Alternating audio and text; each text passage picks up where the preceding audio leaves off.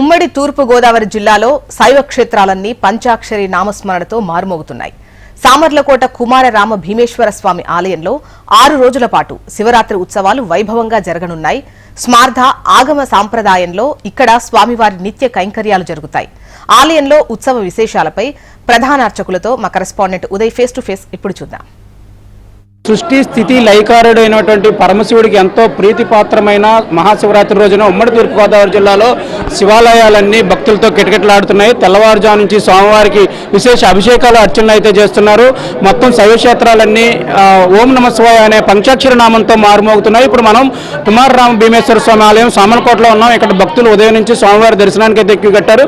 తెల్లవారుజాము నుంచి ఏ అభిషేకాలు అర్చనలు చేస్తున్నారు అనేది మనతో మాట్లాడడానికి ఆలయ ప్రధాన అర్చకులు ఉన్నారు. ఆయనతో మాట్లాడదాం. స్వామి చెప్పండి, స్వామివారికి ఉదయం నుంచి ఏ అభిషేకాలు అర్చనలు చేస్తున్నారు? ఈ ప్రత్యేక పూజలు ఎన్ని రోజులు ఉండబోతున్నాయి ఇక్కడ?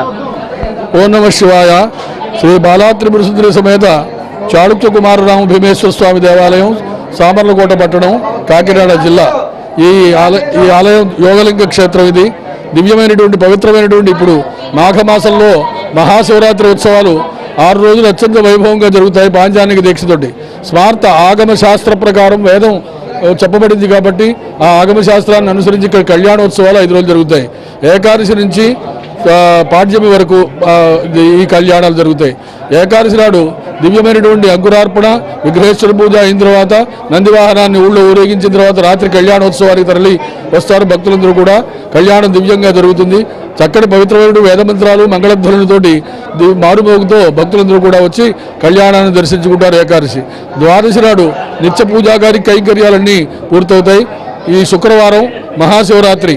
ఈ శుక్రవారం నాడు రాత్రి 12 గంటల నుంచే ఆలయ ద్వారాలు తెరుస్తారు.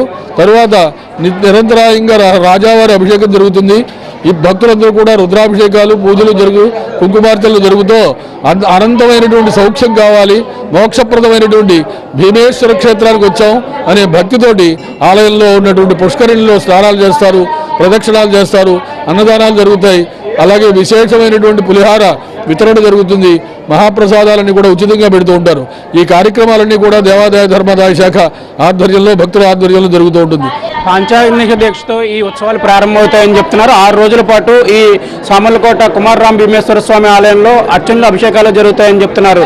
స్మార్త ఆగమ పద్ధతిలో ఇక్కడ స్వామివారికి, అమ్మవారికి వేద మంత్రోచ్చారణల మధ్య పూజలు అభిషేకాలు జరుగుతాయని చెప్తున్నారు.